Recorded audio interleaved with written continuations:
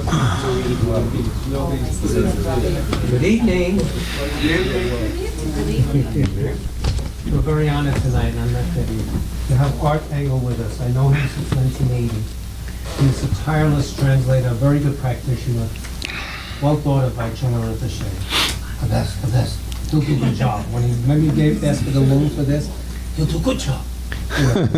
So that's how he doesn't praise many people. Yeah. He can bring many lifetimes. Anyway, these two books. The latest one is the Bodhisattva Path, Unsurpassed Enlightenment, the Bodhisattvabhumi.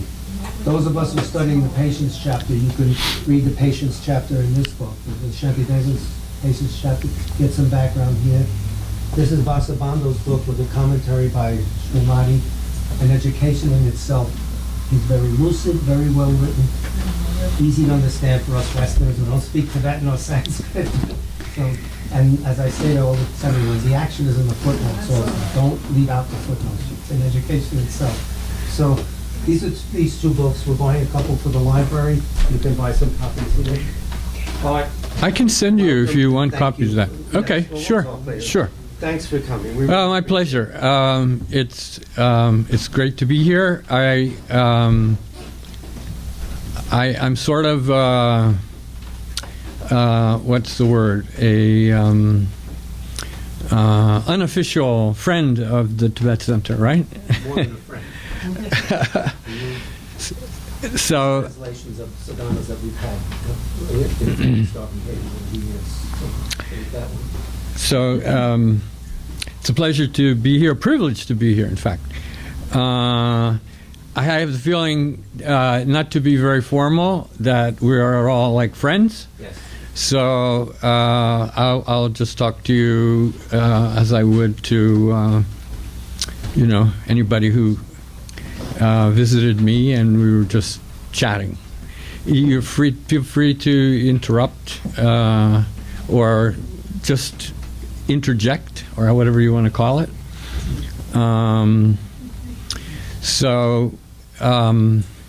With that, I'll I guess start talking about the book.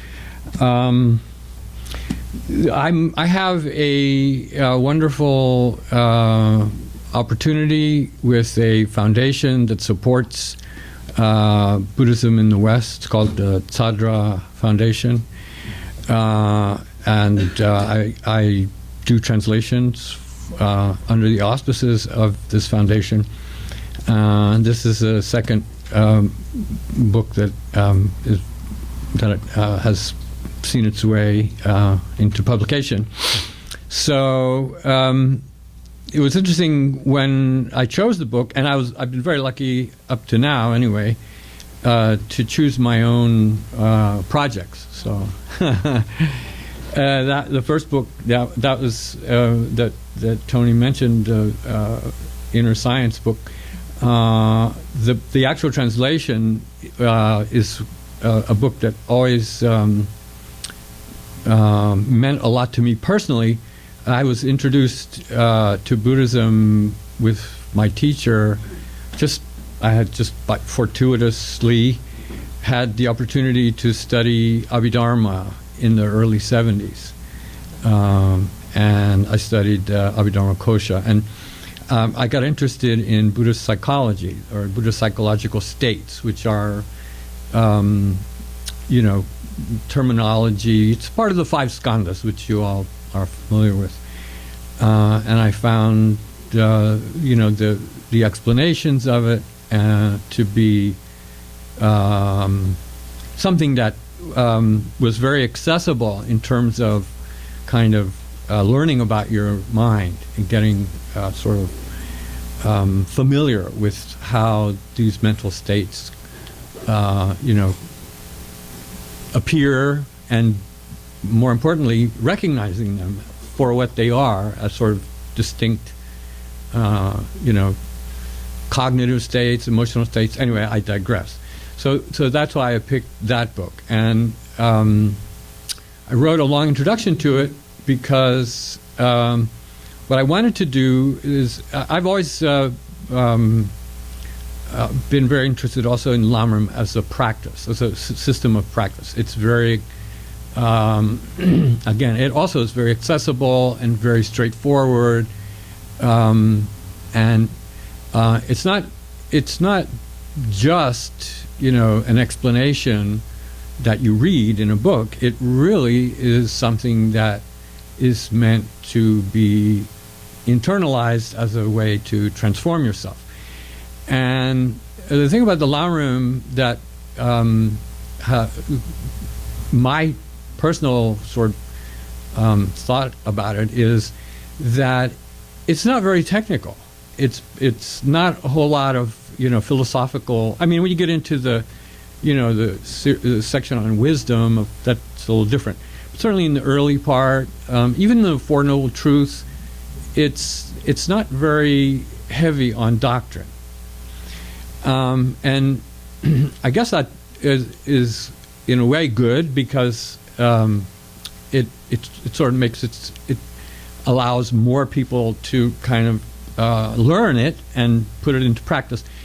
But my sense is that, you know, it's a lifelong,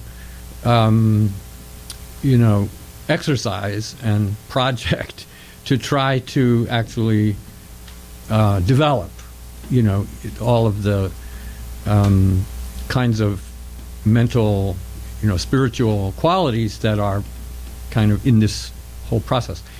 And I believe that the Abhidharma, which is kind of the heart of Buddhist philosophical, you know, explanation of experience, really, that if you can put the two together, it allows you to get greater clarity, greater precision about the practice. And so that's kind of my approach. So anyway, fast forward to my second project. I wasn't sure what I was going to do.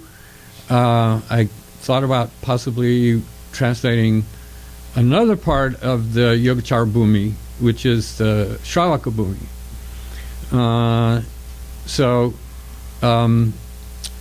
The Yogacara-Bhumi, are you all familiar with that term, the name, the text? So, right. So the Yogacara-Bhumi can be thought of either as just the main work, which is a text in 17 sections, or it can also be it can be identified as the whole corpus, which is not only the 17 section text, but there are 4 companion works that are sort of more what should I say? They take up individual topics. And I discuss a little bit of that in the introduction to the Bodhisattvabhumi. So it's not commentary. This, you mean? No, the 4 additional. It is commentary. It is commentary. Yes, yes. I mean, there are some of them. There's one that's kind of the main work that is also quoted to quite a bit in the Lama Rinpoche. Tsongkhapa cites it. There are several other. The other 3 are. So I think one of them talks a little bit more about Vinaya, and so that is less frequently. You know. So here's the thing: is this whole corpus of literature got translated into Tibetan in the early period, probably whatever that would be, the 8th century. The Yeshe De is one of the early translators. He was one of Padmasambhava's disciples, I believe, and so that this Yogacara material found its way into Tibet at that time, and I suppose you know, it was followed and studied. But I think the longer term mark of this literature on Tibetan Buddhism came largely, I think, as a result of Atisha coming to Tibet. So, for instance, the school of Atisha's followers, known as the Kadampas, which many of you probably know, had several sort of lines of transmission of instruction. One of them is called Shungbawa. Shung means like major text. So the Shungbawa means that kind of that lineage of instruction that was based on major works. And so the major works are 6 in number. Am I telling you things you already know, or? Oh, okay. So there are many other works, but these 6 in particular, they're called Kadam, right, or Kadampa. Shung means this major work. Druk means 6. So the 6 major Kadampa works. And they are, Sagyen, Sa means Bodhisattvabhumi. Sa is Bhumi. Gyen is Alankara, which is Mahayana Sutra Alankara. And those 2 works are related. There is the subject matter is parallel. And then there is the Shiksha Samuchaya of Shantideva and the Bodhicharya Avatara, Junjuk. So those are 2. And those are obviously related in their subject matter.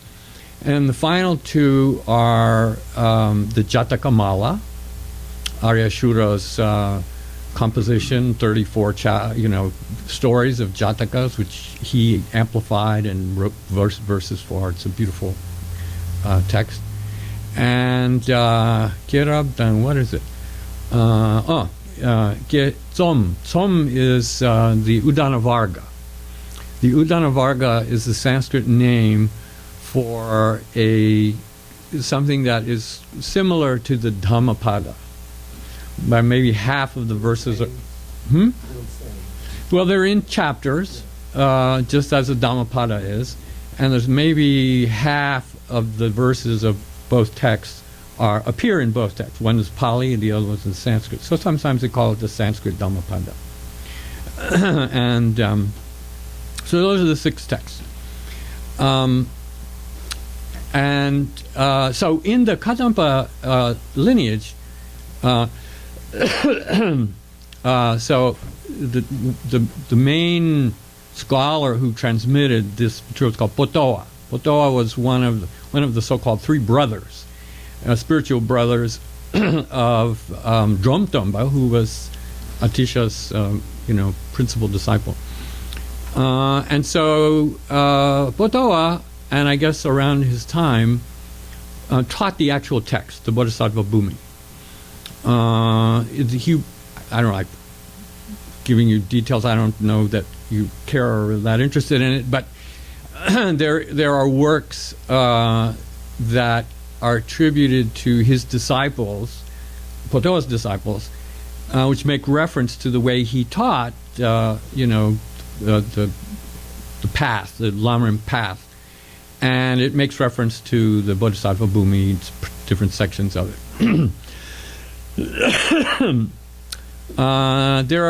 I know of one one Tibetan. Can I have that water, Bali? I think I left it on the steps.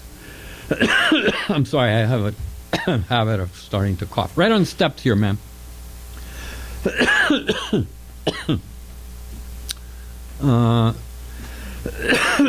Thank you.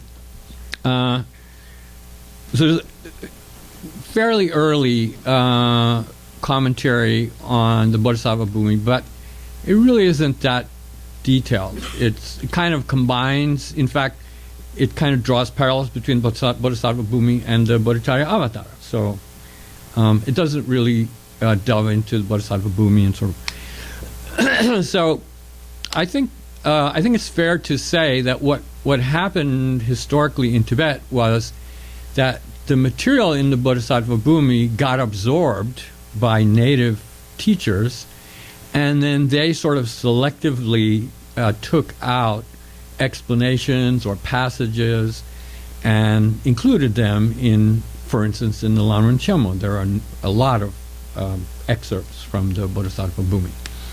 And beyond that, I think it's probably also fair to say that today, probably not that many Tibetans would, I mean, I don't want to be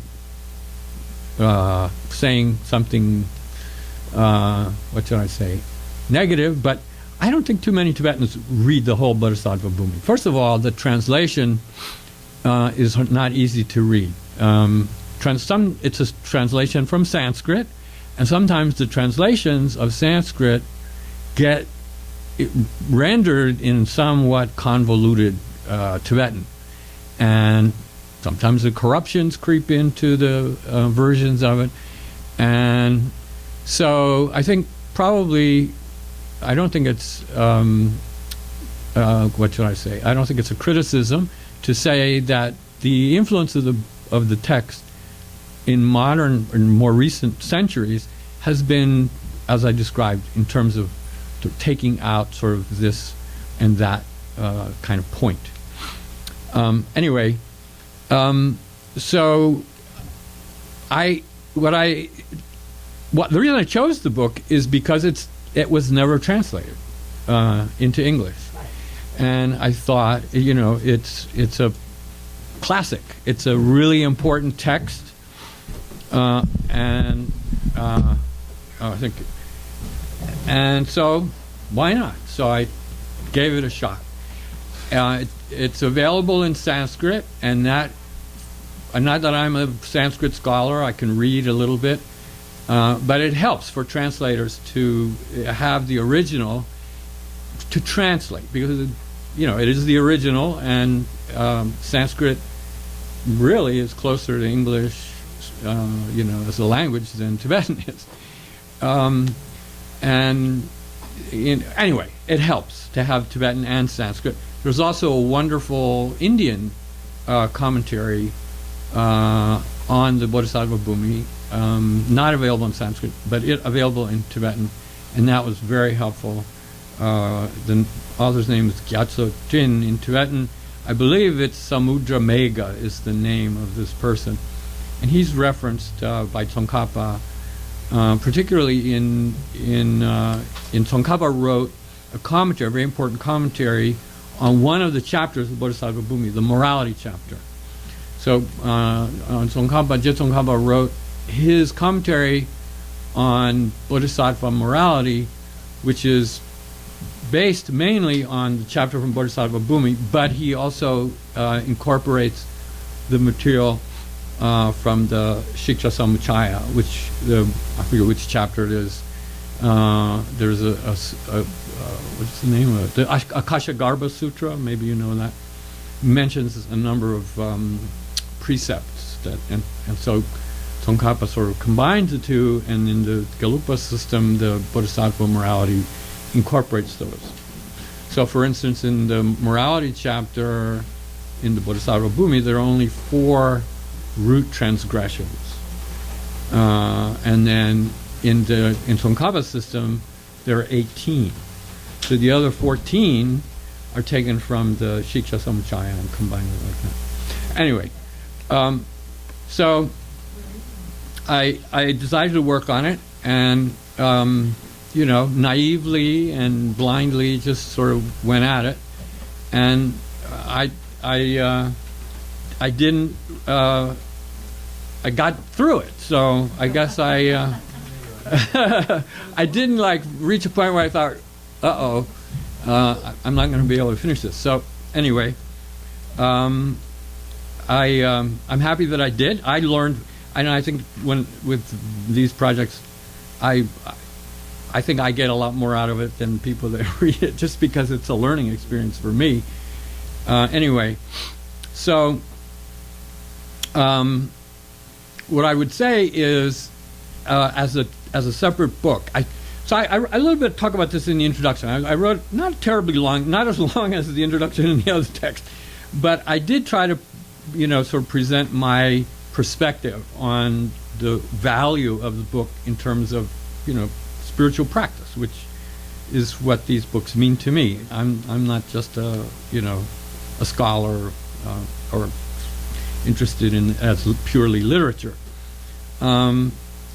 is that it enriches the Lamrim tradition. So I mean, as I said, it's one of the classic texts that the Kadampas identified.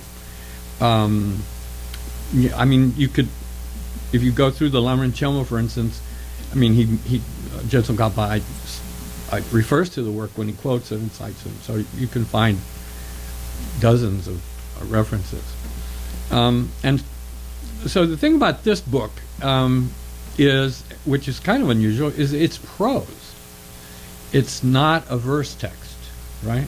So a lot of the Indian texts that, you know, are classics and that are studied, they're in verse. Not that there's anything wrong with verse, but this is one of the distinguishing features of this text is that it is prose. And I think one of the things that sort of characterizes it is that you can present it with in a more structurally sort of a way that has more of a framework to it. So like a verse text is kind of verse by verse by verse, and if you're really knowledgeable, you can see the narrative that goes through the verses, but otherwise it's kind of like one verse, one verse, one verse, one verse, and you go from one point to the next. Text is not like that. This text is very organized. It has a framework to it, and so that's very interesting. As to me, is that if you read the text in its totality, it gives you a perspective that starts with the what's called the spiritual lineage, right? Buddha nature, if you want to use the common term.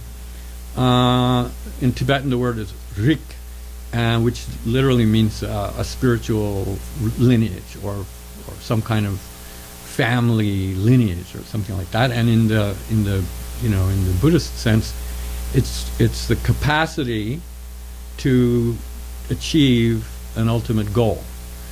So for instance, in the Yogacara Bhumi, there are two of the 17 sections. 2 of them are huge in comparison to the rest of the sections. The 13th section is called the Shravaka Bhumi. And the Shravaka Bhumi is the entire Hinayana path. And that also starts, for instance, in the Lamrim, they have, one of their opening topics is leisure and fortune, right? So fortune, the topic of fortune, is taken from the Shravaka Bhumi. That's where it occurs. It occurs in the very beginning, the very opening part of the text, where presumably Asanga is talking about what it takes in order to be someone who can enter the path and have the possibility of achieving the result of becoming an arhat at the end. And then the text works its way through. Later, there's a strong sort of theme in Shravaka Bhumi of being an ordained person, living the life of a monk or a nun, and then what are the kinds of what's the lifestyle career that how is it followed? What are the different kinds of practices that you need to develop? Sort of that there is a word. It's called tsok. There's the notion of the 2 accumulations, right? Talk about the wisdom accumulation and the merit accumulation, which are the 2 sort of collections of spiritual qualities that you need in order to achieve Buddhahood, achieve enlightenment. And that's often translated as a collection. The word actually also means it also means like provisions. It means like the things that you need in order to embark on a long journey, to sustain you. And so to me, it means requisites. So it's like the necessities in order to be able to successfully make your way. So in the beginning of Unsurpassed, there is a whole series of qualities that are referred to as 13 of these sort of requisite qualities. Some of them are in the Lama Chemo. Some of them are talked about, like what am I thinking? Doesn't talk too much about food, but I think like mindfulness. There's a part in the beginning of it. I don't know if this is really the word is mindfulness, but so this also comes from the Sharaka book. So then it goes through, and then there's a very long section on meditation, how to cultivate one point of concentration, and then to cultivate shamatha, which is big, one whole section of Lama Chemo. That to me is the classic, source for kind of analyzing that whole process. It was really fantastic, and that drew me. That was one of the reasons why I thought to translate Shakyamuni. But I chose this book because it's a Mahayana text, and as I said, it wasn't available. So it's kind of a spur of the moment decision, but at any rate, the main reason was that, as I said, to me it was an important work and it didn't exist before, it hadn't been translated before. So we get to the Bodhisattvabhumi. So what is this whole text about? And so there is a section, we can look at it here in the introduction. There is a little section here that says structure. It's on page 34 in the translator's introduction.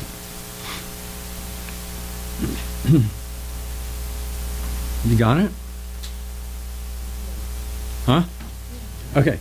So, so the text, it doesn't have a table of contents. That's not really sort of something that you find in classical Indian literature or Tibetan literature for that matter. Tibetans like outlines.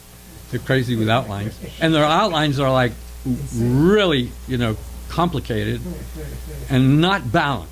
So your English teacher would really give a bad grade for Tibetan outlines. Anyway, the way the Bodhisattvabhumi is arranged is the very first thing he says is, you see, he says the opening passage, in fact, says that the subject matter, which is made up of the great vehicle's path, together with its result. This is a paraphrase of what the text actually says. If you go to the opening line, that it says exactly that. So 10. This is, I'm reading from page 3 of the first chapter, which is the first page of the first chapter. It's a spiritual lineage. So it says 10 topics serve to encompass the Bodhisattva's path of the great vehicle, together with its result. What are the 10? And then so it lists them, and they're here on page 34, and they're also in the very opening statement of the text.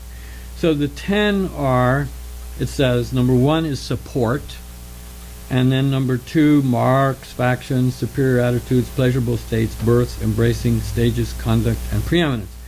And those terms, if you just look at them at the first glance, they don't really tell you very much. Because you have to know in what sense is it a support, and what are the marks referring to, and so on. So anyway, these 10 topics are presented in the book is divided into the whole text is divided into 3 major sections or books. I call them books, I think. Yes. Yeah. So book 1 is actually this topic support, the support. And what it says about the support is that there are 3 ways of interpreting what support is. Support here means sort of like foundation, or the basis of the whole spiritual, process. And so there are three so-called supports. Number one is this quality called spiritual lineage, which is, if you know the term, Buddha nature. It's you either have Buddha nature or you don't, according to Asanga. If you have it, then that is something that makes it possible for you to attain enlightenment. And then number two, the second aspect of the support is bodhicitta, right? So bodhicitta is the actual state of mind which marks the beginning of the path. Once you achieve bodhicitta and become a bodhisattva, then you have in fact started the Mahayana path. So that's number two. And obviously, if you don't have bodhicitta, there's no way to traverse the Mahayana path. No matter how knowledgeable you are, no matter how wise you are, if you are not dedicated to the welfare of others, and that's not your main motivation for seeking enlightenment, you're not going to become enlightened. That's the thesis anyway. And then the third support, which is the third element of the support, is, it says here on page 3, it says, all the spiritual qualities that are conducive to enlightenment. And so that term, the same word, sometimes they're called, I don't know if you read some old English translations, they used to call them the wings of enlightenment. Do you remember that term?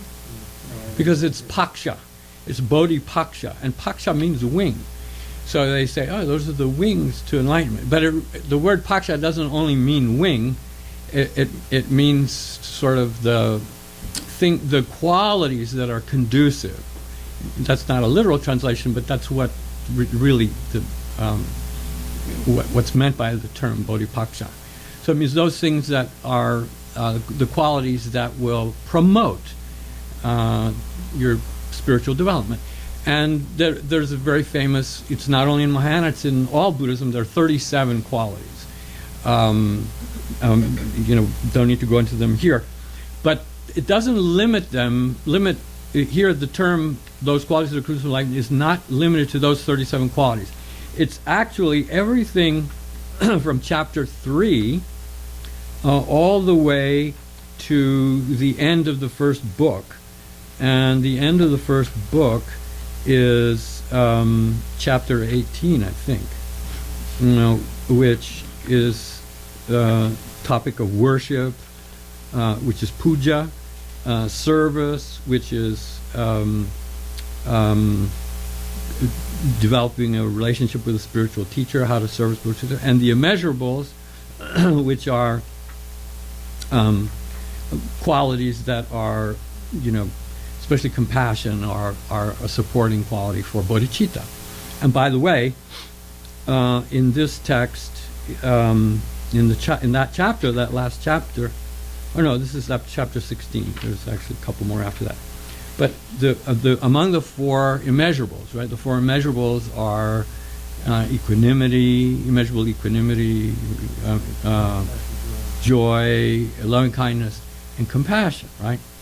And so in the discussion of those, there is a brief overview of the four immeasurables, but then there's a presentation, extraordinary presentation of, I think, 155 meditations for compassion.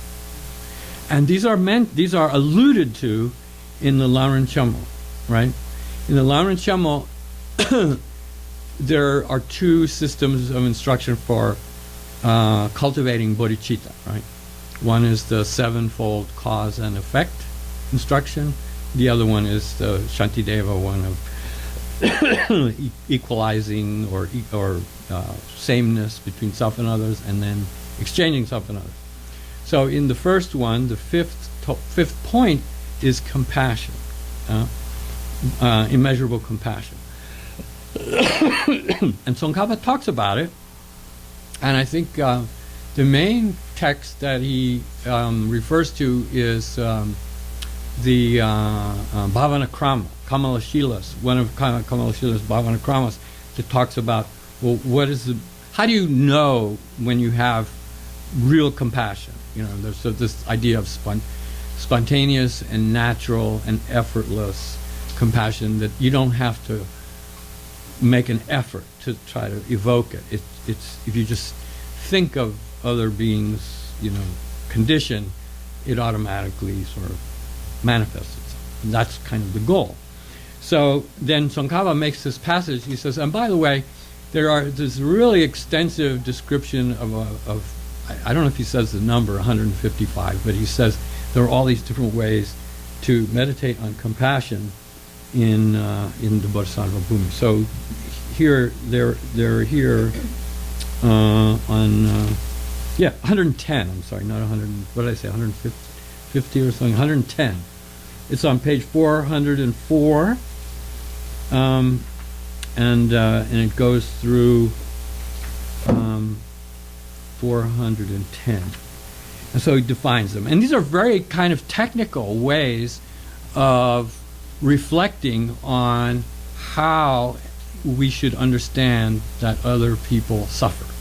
What are the conditions that other people have to endure that represents their suffering? And so these are somewhat more technical. These are kind of, there's the language that he uses, and it has an interesting quality to it. It has a numerical quality. So because there's one kind of compassion, there's two kinds of compassion, there's three kinds, it goes up to 10. And then he goes down. Then he goes in the other reverse order, and you combine the two, and that's how you get to 110 different kinds of suffering you can see. So he says suffering has one form, suffering has two forms, suffering has three forms, suffering has four forms. I don't know if you look down 405. So anyway, that's a really important discussion that, like this to me is an example of what you can do to inform your Laman practice, right? If you read it, if you have access to this material. Okay, so all of that comes under the heading of the support. These are developing these qualities is the foundation of making progress on the path. So that kind of makes up book 1, which is really about 3/4 of the book. It includes the 10 paramitas, for instance, as part of those qualities that promote enlightenment, and so all of that is the first of the 10 topics that make up the book.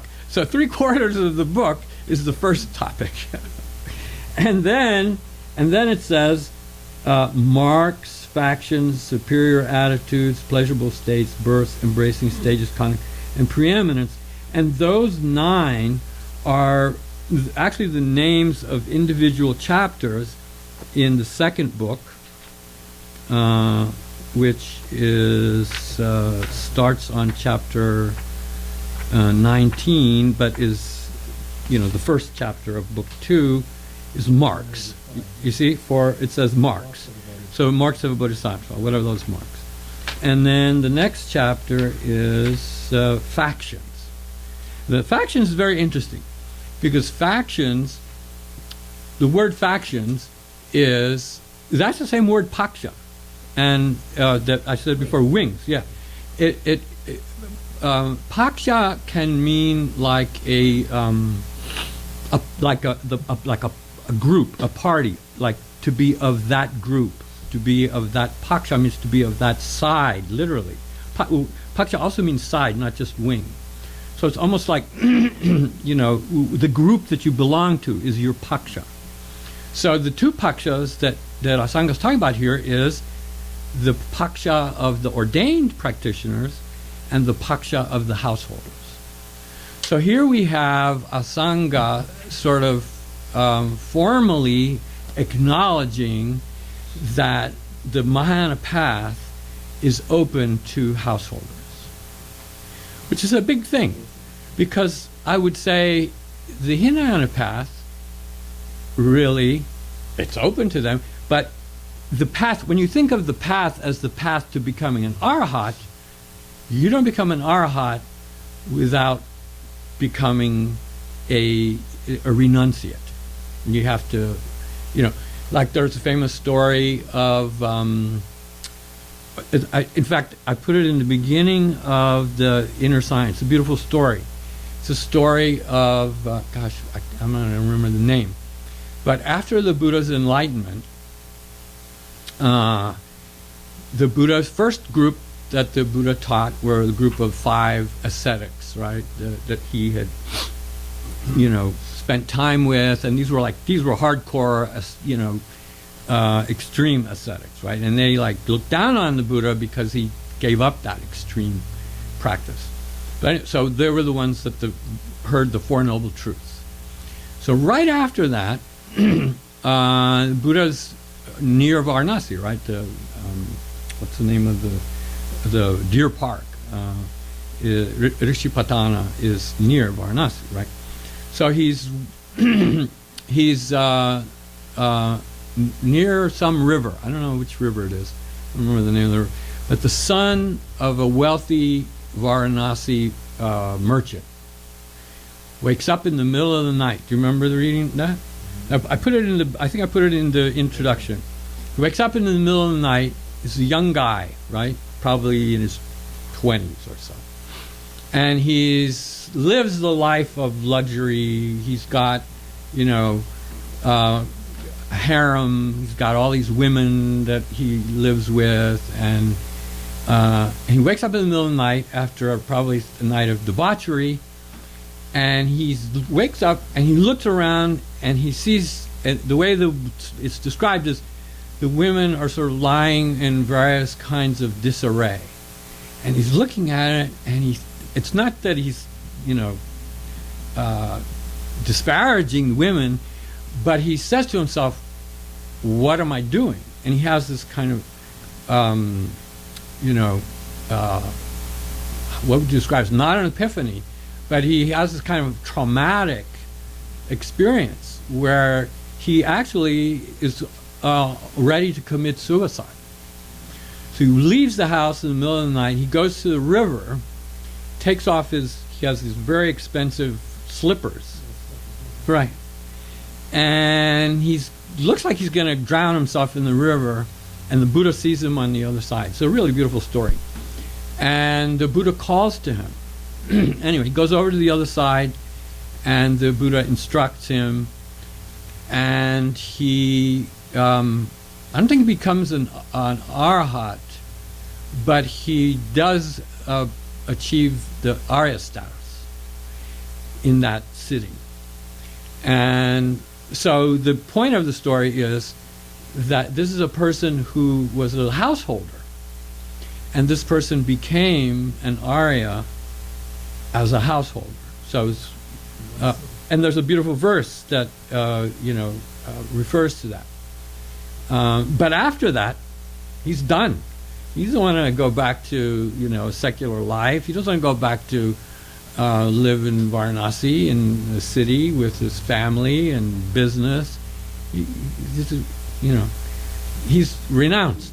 So at that point, then he does, I guess, become a bhikshu. He said it nicely too. The Buddha said, "Come here, son. Yeah. This is the place where you can be freed of torment and distress." Yeah. It's very nice. What reminded me of that was the idea is that in the Hinayana path, eventually you're going to become a renunciate, and if you want to become an arhat. But the Mahayana is, different from that in that you can, because of the Mahayana, you can easily, infer, because the Bodhisattva is somebody who has to interact with the beings in order to cultivate the Mahayana qualities. So then it's okay to remain a householder because you're in the midst of other people, and every opportunity to practice is all around you. Now, mind you, in the Mahayana Sutra Alankara, which is related to the Bodhisattvabhumi, and even in the Bodhisattvabhumi, And even in Atisha's, path, lamp of the path to enlightenment, the so-called root text for the Lamrim, they all say you can be a bodhisattva and you can practice Mahayana, but you're better off becoming a monk. And the practicing the monk with the idea being that you have less obstacles. At any rate. So I think that point is made here somewhere. And it's a short chapter.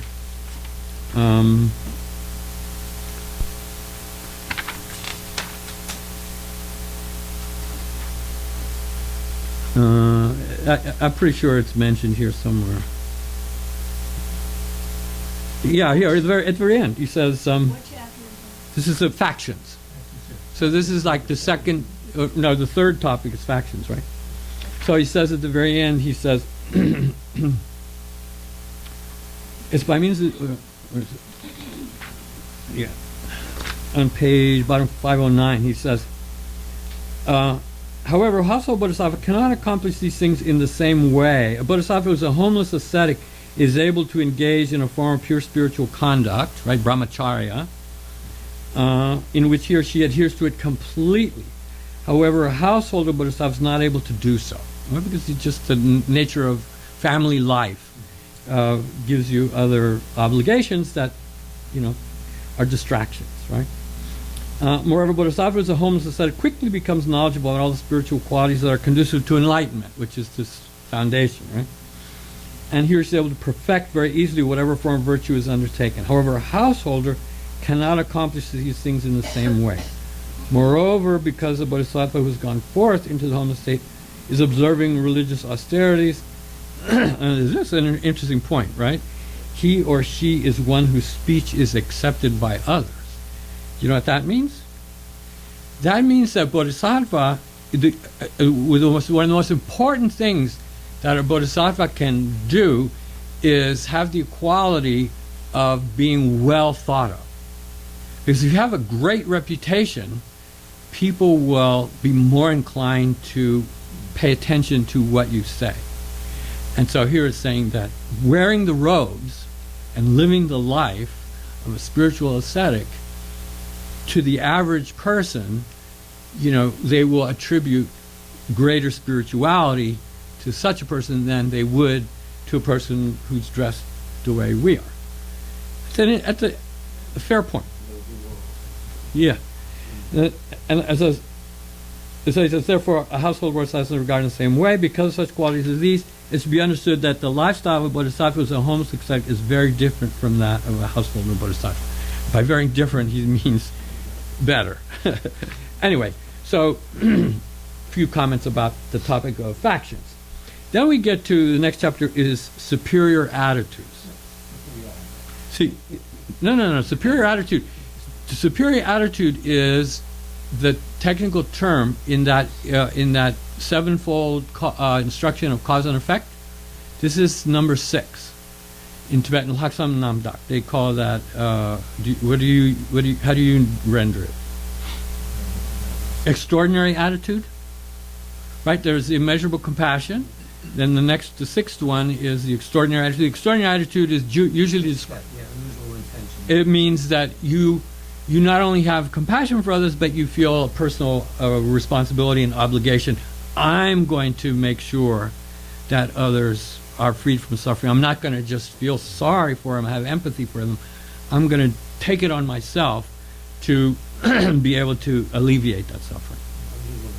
Unusual intention. Okay, so that superior attitude. So here's a whole chapter addressing that term in a lot of different ways that has more sort of richness than just the way it's described in that instruction system. Because this talks about that quality of dedicating yourself to others, not just as part of the process of developing bodhicitta initially, but once you actually develop bodhicitta, then you have that same quality of caring about others, to a very high degree.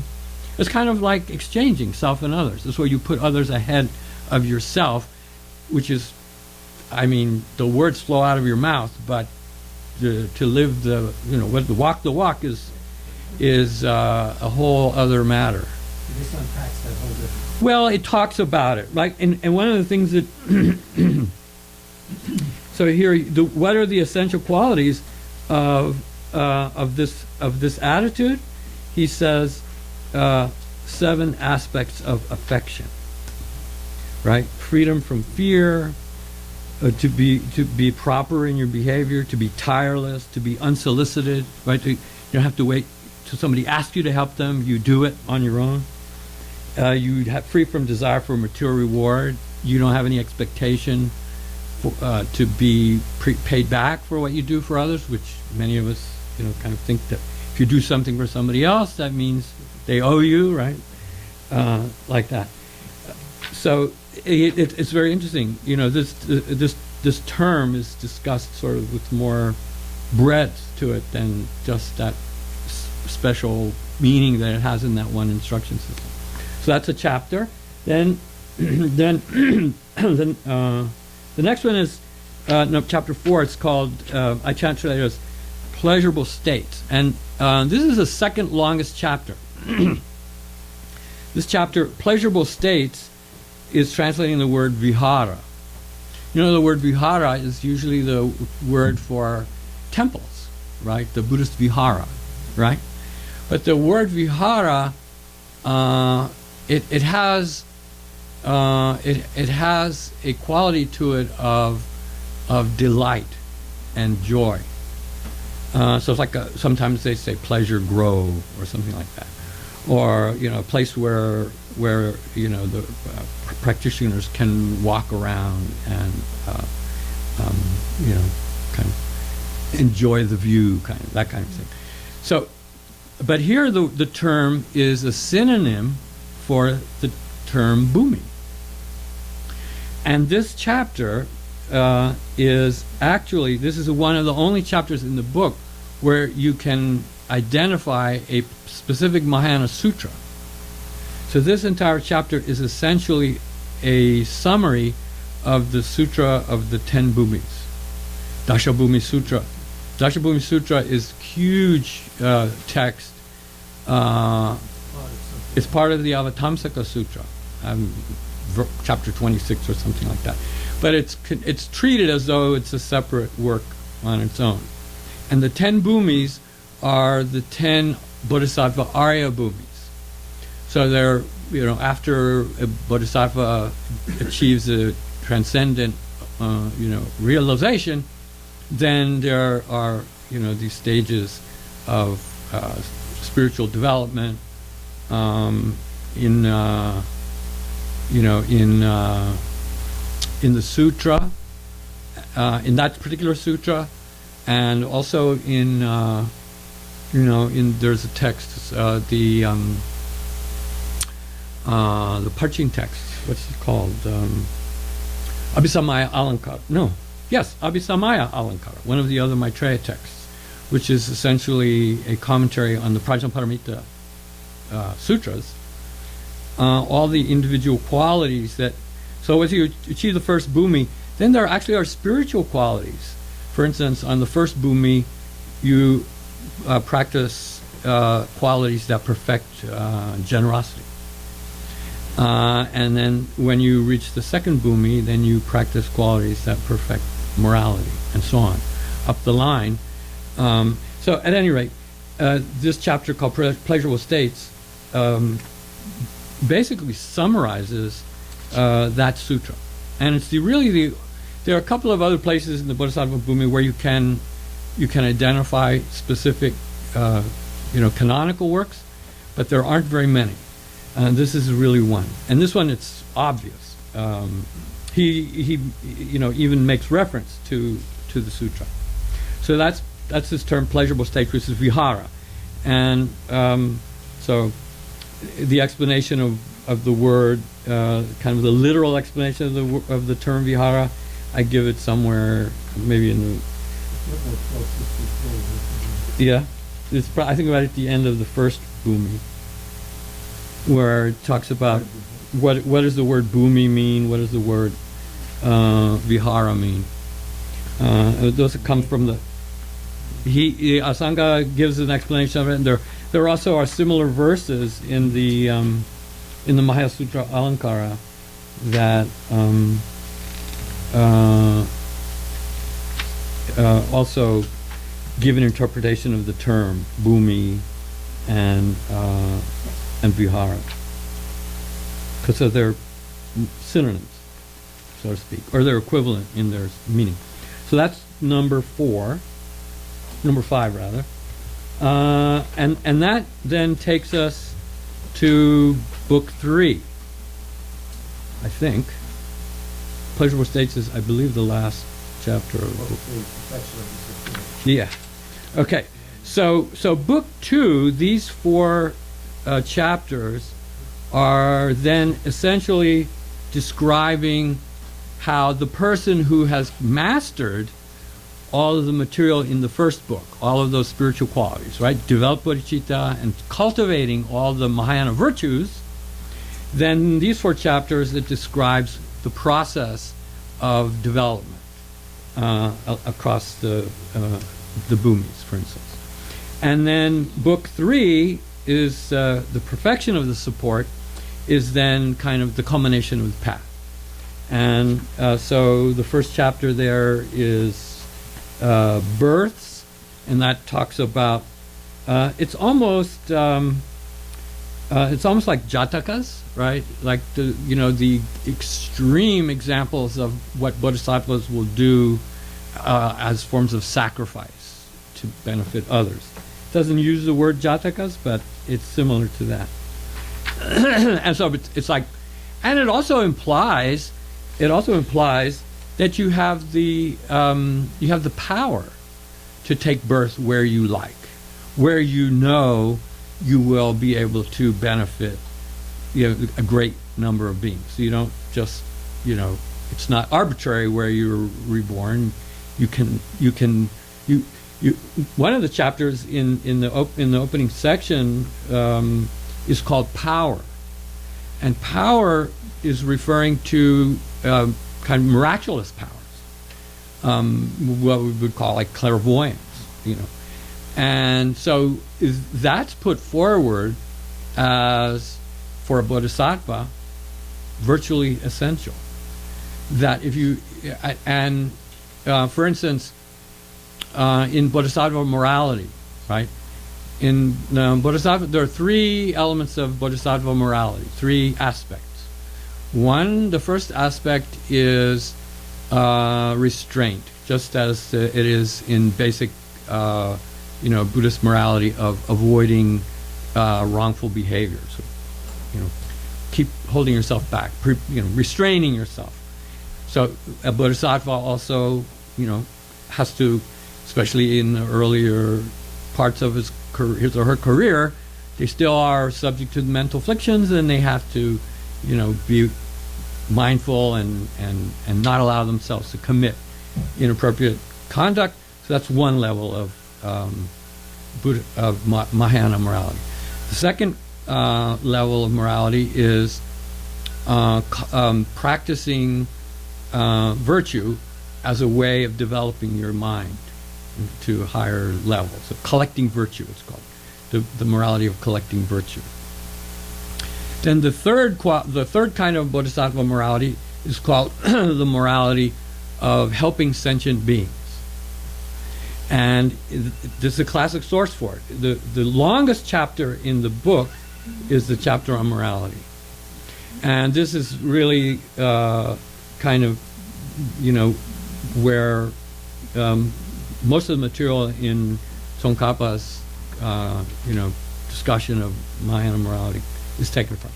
So there are 11 kinds of categories of activities that you can do to benefit others. And it starts out, it's graded, right? The first one is just helping people, in whatever way presents itself, helping them do whatever tasks they may be engaged in, and you just help them, make it easier for them to do whatever it is that they're trying to do. And that's kind of a basic form of helping us. And it goes up to the last kind is to manifest your spiritual powers in order to the kind of two sides to it. One is in order you can, one of the examples given is that you can show the qualities of the hells to those beings who need to be, sort of brought under control.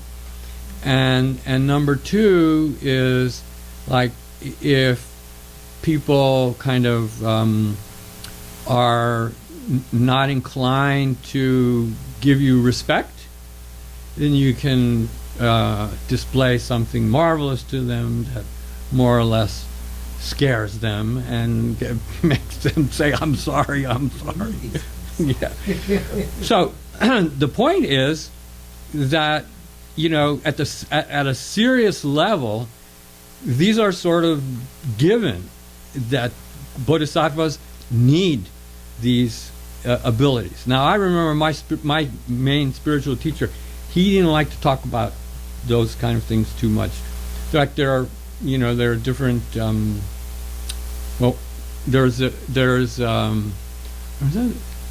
it's also mentioned in here. This is I don't want to go there. I'll leave that for another time.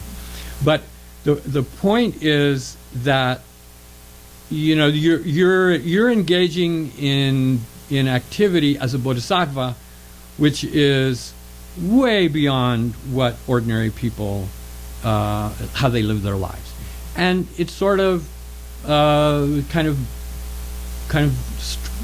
part of this presentation that that's what you have to shoot for. That's what you have to kind of consider that is necessary, because it allows you to influence more people than would otherwise be the case. And that's a really important element of Mahayana practice is, for instance, like having a good reputation, right? It's not like you care what people think about you because you from your ego you have the sense of reputation. You want to have a good reputation. You want people to think highly of you. But rather it's from the point of view that if people think highly of you, they're more inclined to listen to you, as I said before. It's a subtle kind of, it's one of the vows, one of the secondary vows in the Mahayana. Okay, so anyway, these are kind of more lofty elements of Bodhisattva practice. And then, so then there's this interesting chapter called Embracing, which is on chapter 2. And this is a word, the word is called, in Sanskrit, it's called parigraha. Pari means all around, and graha means like to take hold of. And it's meant in this figurative way. For instance, this is I think I put a footnote to it. There's a footnote to this term. The word parigraha occurs earlier in the book. So one of the terms of parigraha is like to take a spouse. Usually would be take a wife, right? And so taking hold of in the sense of marrying someone. But this says there's a beautiful passage. I don't know where the page is, but you can find it. I think it comes in maybe in the chapter on bodhicitta, the second chapter, where he says that the bodhisattva embraces, using that word, the entire world in the same way that a spouse, you make it gender neutral, in the way that a husband would, look after his spouse, and the way in which a wife, you could say, reverse, the way a wife would care for her husband. So the way you embrace that person and look after them and, nurture them. So the bodhisattva is someone who embraces the whole world with that kind of care. So that's this word embracing. And so this is an interesting chapter that talks about, so how this is sort of like, so one of the things that a bodhisattva,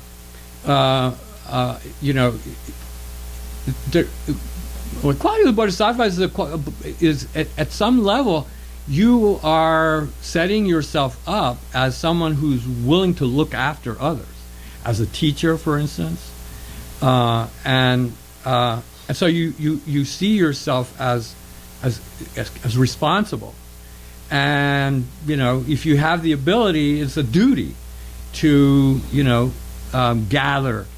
Draw people. So one of the paramitas, right? Or there's a group of 4 after the 6, which are the what is the word? It's called the sangrahas. The 4 sangraha vastu are the 4 qualities that a bodhisattva cultivates to draw people to the Dharma, and those are generosity and pleasant speech, and then encouraging others to practice what they've been taught, and then the 4th one is to live up to the example that you're yeah, right, exactly, practice what you preach. So that is kind of an element.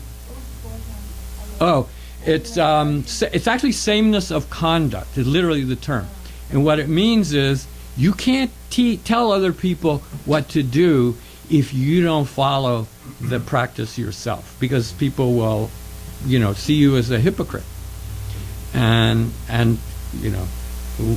so that doesn't work out well. So anyway, part of the idea of embracing, and then looking out for others and taking care of others, and then we have this thing, the stages. This is sort of I think this may be coming. This is kind of a different formulation of bhumis than the 10. I think there's 7 bodhisattva stages. It's kind of a way of sort of making some kind of parallel between the 10 bhumis and this formulation of stages. Kind of a short chapter, and it relates to terminology. And then we have kind of this is a chapter on conduct. I think this is the next one, right? Conduct, is that one of the 10? Sorry? It's the stages chapter is not those 10 bhumis. It's a different formulation of 7 stages, and then it explains how they correspond to the 10 bhumis. Yeah.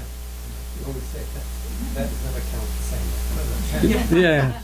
Yeah. It's not base 10. Okay. And then, so conduct is talks about different ways.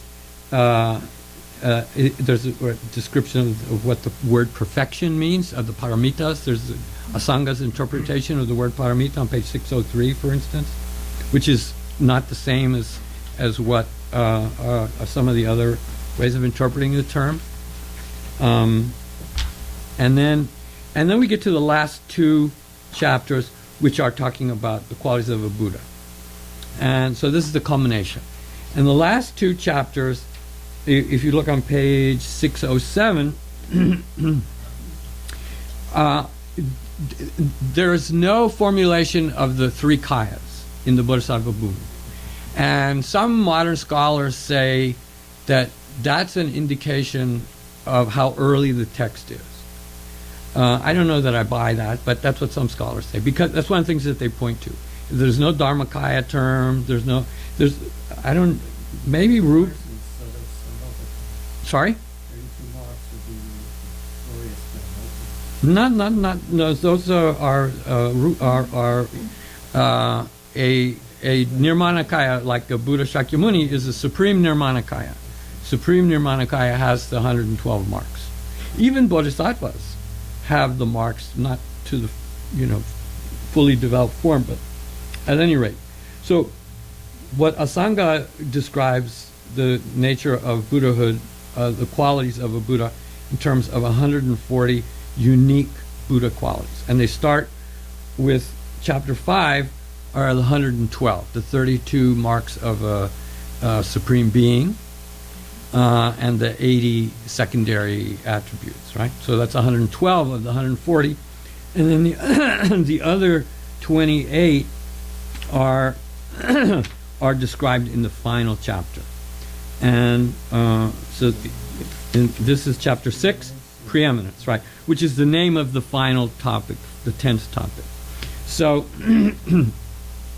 it starts out with complete purity. There's four forms of complete purity. Is 4 of those 28, and then right after that, on 622, and for a number of pages, is a description of the 10 powers, Dashabala, right? The 10 powers of a Buddha, unique powers of a Buddha. And this formulation or this presentation is one of the most detailed that I've read anywhere. It's really quite informative. I think he presents it in a number of different ways, how to distinguish the 10 powers, and so it's among the remaining mental qualities of a Buddha. It's the topic that is dealt with in most detail. So that's very interesting. So those are the 10 topics. To some degree, I've touched on the way in which the 3 books are organized, right? There's various other sort of formulations in the book. For instance, if you look at chapter 3, this is interesting. He says, this would be page 35. He starts out by saying, what are the subjects? This is the third paragraph, the 1-sentence paragraph. What then are the subjects in relation to which bodhisattvas train themselves, right? And he gives 7 subjects, right? He says one's own aim, others' aims. That's in Tibetan. Is that formulation of one's own aim and others' aims? So one's own aim, the perfection of one's own aim is the Dharmakaya. The perfection of others' aims is the attainment of the Rupakaya, because through the Rupakaya you can communicate to others. So that term is those 2 terms, that pair of terms, is kind of very important phrase that can be applied in a number of different ways. So here, this chapter 3 talks about those. It's a very interesting discussion. We're running out of time, so I can't really get into it. The number 3 is the meaning of reality, right? The meaning of reality is the Yogacara explanation of emptiness. It's one of the classic descriptions. He actually talks about 4 kinds of reality. One of them is sort of knowing reality at the level of ordinary experience, right? Correctly kind of knowing how to describe the things that are observable. One level of reality is the realization of selflessness of the person, which in this school is a less profound realization than emptiness. In other words, you can become an arahat without perceiving emptiness, right? That's the view of this school, right? For instance, the Prasangika school, they're on a par. Selflessness of the person is in fact emptiness. According to Chandrakirti. According to all the other Buddhist schools, other than the Prasangikas, selflessness of the person is a different order of realization than realizing ultimate reality, whether it be the Yogacara version of it or the Madhyamika version of it. And then the 4th reality is the Asanga's presentation of emptiness. So that's an important topic. Are these topics enumerated in the chapters? Oh yeah, sure. I got to show you one thing in here, which is for me very beautiful, on the nature of reality. Pick a few things that are sort of highlights. So let's see.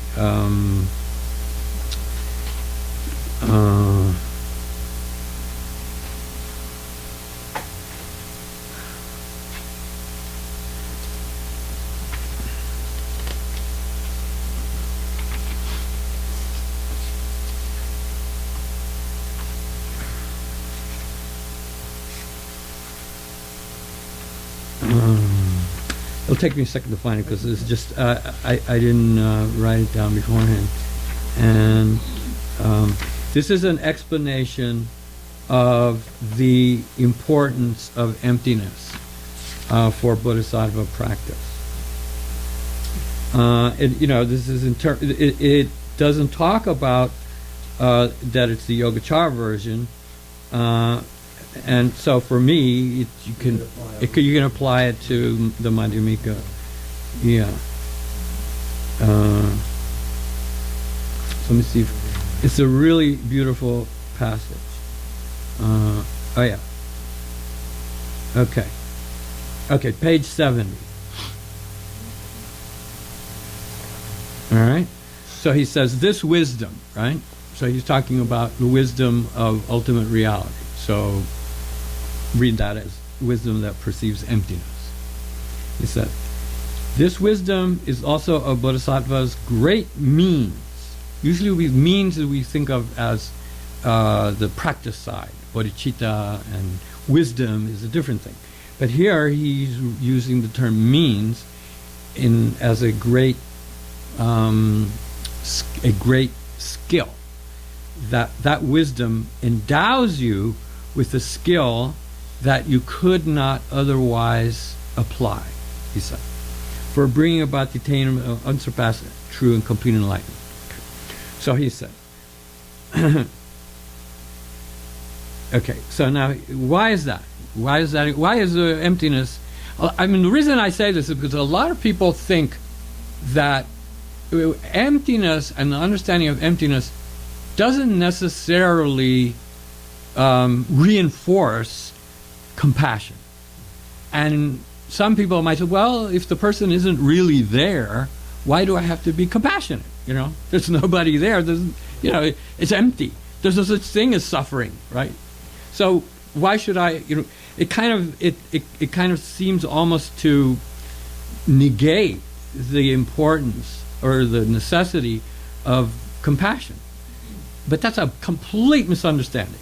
Okay, and here this passage sort of, I think, I remember I read this. It just, it really made it. I'm sorry, but I can't find it. 70. Page 70, right in the middle of the page. You said 7. Page 70. Yes, page 70. Okay, so he says this latter point should be understood as follows. Okay, now here he says, a bodhisattva who applies him or herself using conviction. And what conviction here, what it means is you haven't yet directly perceived emptiness, but you understand it conceptually, rationally.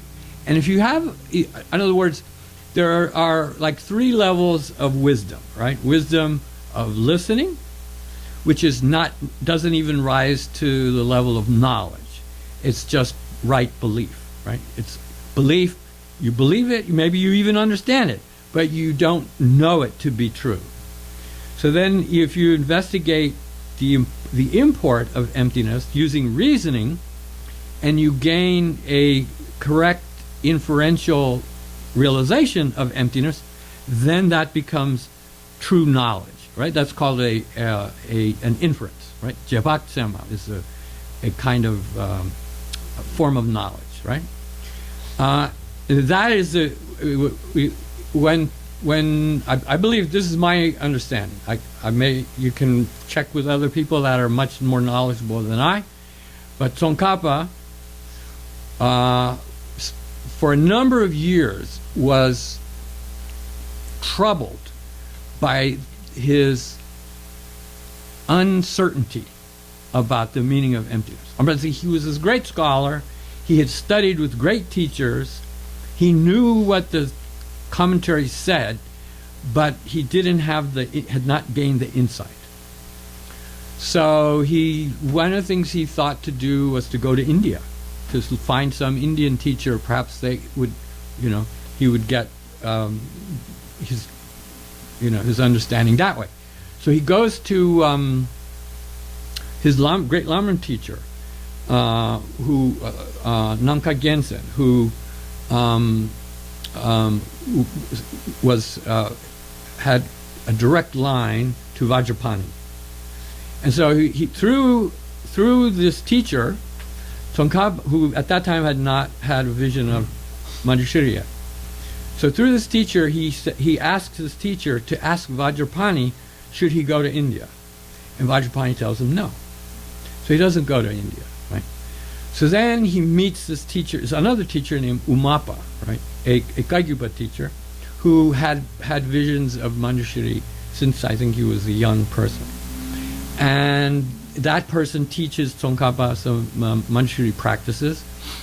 And at some point, they go into retreat together. Tsongkhapa uses Lama Umapa as an intermediary or whatever, a medium, to communicate with Manjushri. And then over the course of time, Tsongkhapa begins to have visions of Manjushri also. And Manjushri tells him, you don't need to go study with the teacher. He says, you need to go into retreat. And so he even tells him, take 8 disciples, close disciples with you. You go into retreat. Goes into this retreat, an extended retreat, and during this retreat, they do a lot of purifying. They do the 35 Buddha practices. This famous where he rubbed the stone to make the mandala offering. This is in, I think, Wolkat in Tsang area.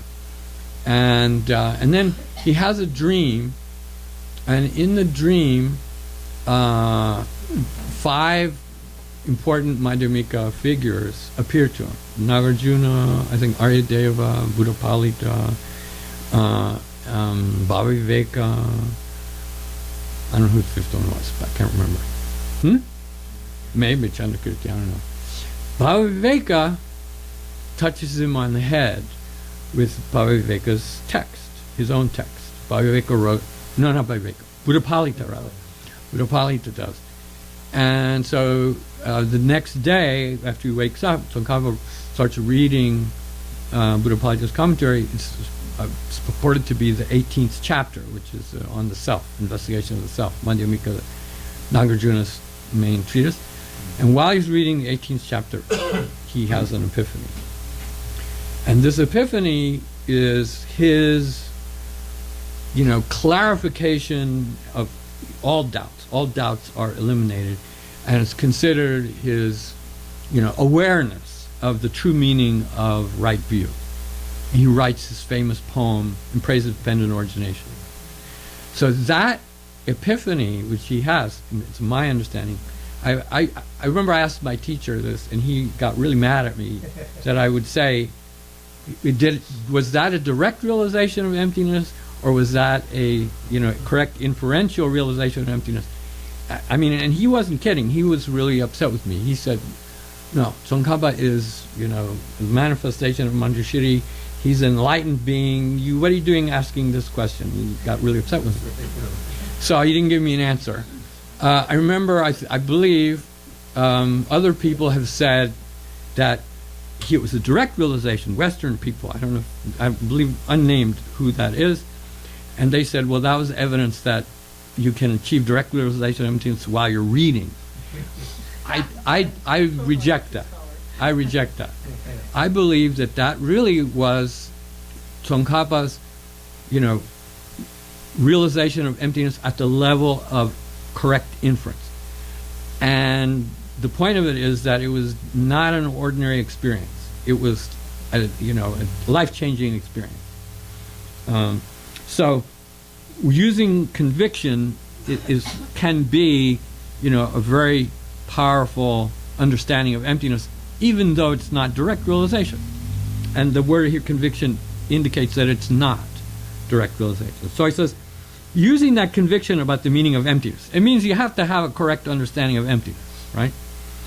During various births, as he or she continues to be reborn in samsara under ripened sentient beings, right? So in other words, the Mahayana path is that you have to develop the qualities that enable you to ripen others. I mean, the culmination of it is that that's what a Buddha does. A Buddha ripens others. So in order to achieve that enlightenment, you have to cultivate practices and you have to develop that ability. And also to ripen the qualities of a Buddha in him or herself. You also have to develop, higher realizations. So this is kind of generally, right? So it says, Well, so it's saying if you have that understanding of emptiness, that person, that bodhisattva, will not will understand samsara as it truly is, right?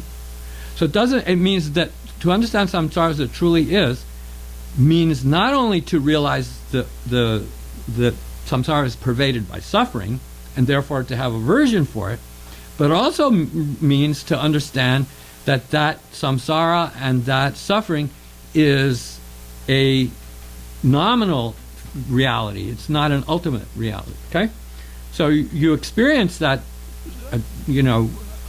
imperfection of samsara, but also through the filter of emptiness. So you all understand samsara as you are as you remain in samsara. Then he says, that bodhisattva will not allow his or her mind to become overly upset by the unsatisfactory nature of samsara. In other words, the Hinayanist, for instance, is so overwhelmed by the understanding of samsara as being suffering that all that person wants to do is put an end to it. So here the bodhisattva knows it to be suffering, but and doesn't like it any more than the Hinayana person does, but he doesn't respond to it in a way, he or she doesn't respond to it in a way that they feel they have to, exit samsara, right? Okay, through having contemplated the aspects of impermanence, etc. So those are the aspects of the noble truth of suffering are impermanence, suffering, and selflessness, right? Okay. A person who fails to understand samsara as it truly is will be unable to maintain a mind that is largely unaffected by all the mental afflictions of desire, hatred, and ignorance, etc. That means even if you understand samsara to be suffering, if you don't have an understanding of emptiness, the empty nature of samsara, and yourself, and all beings in samsara, then as you remain in samsara, you're going to be affected by the experiences of samsara in such a way that it upsets you. You develop, you develop anger more easily. You cannot maintain equanimity. If you can't maintain equanimity, you can't practice as a bodhisattva, because you're going to be drawn into the turmoil of samsara just like anybody else. Okay?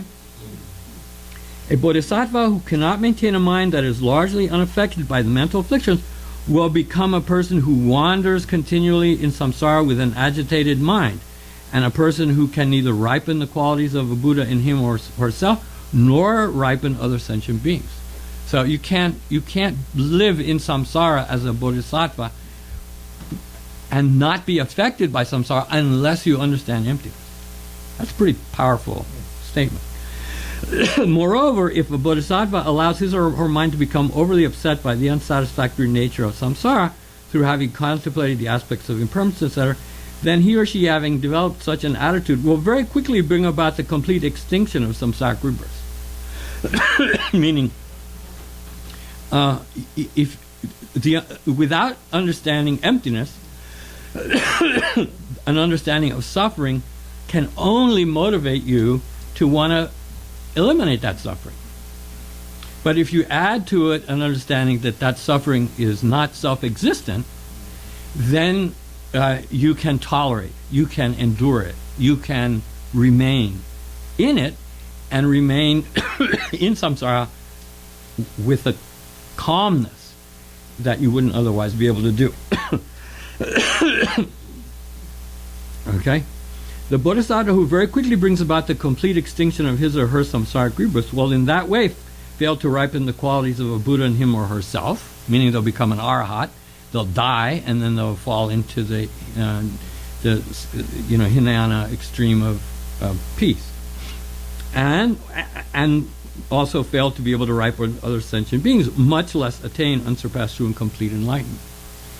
Moreover, so it continues like that. So anyway, you can read the next paragraph, and to me, this is a very powerful formulation of the necessity of having an awareness of emptiness in order to apply yourself to the Bodhisattva practice in samsara in such a way that samsara does not overwhelm you, either by causing you to develop the mental afflictions or by causing you to think, to heck with this, I want out, and seeking your own individual liberation.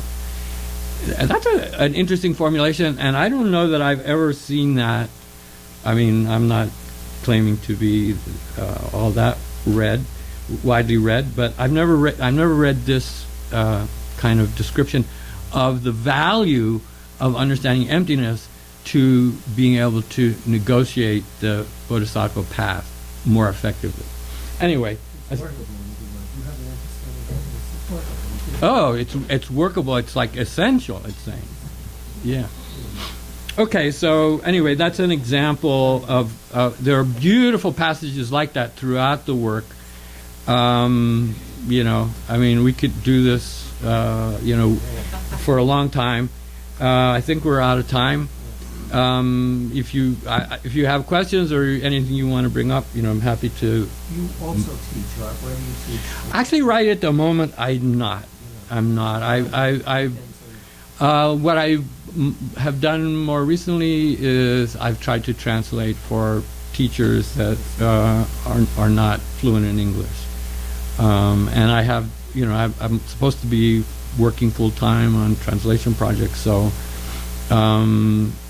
that, you know, limits also my time. I actually, right at the moment, I do go to New York. I take that back. I go, like, I have been reading Aryadeva's 400-verse commentary to that. I think. Sham's on it. Yeah, that's right. Yeah. That I do. I Here he is he here? Yeah, he's there. Sam, come here. Finally showed up, huh? Yes. Okay. So anyway, thank you for listening, Thank you. and I hope I sort of gave you a little bit of a taste of what the book is about, and you know, I invite you to give it a read. Okay. My pleasure. My pleasure. Nice to be here with you. Sure. Okay.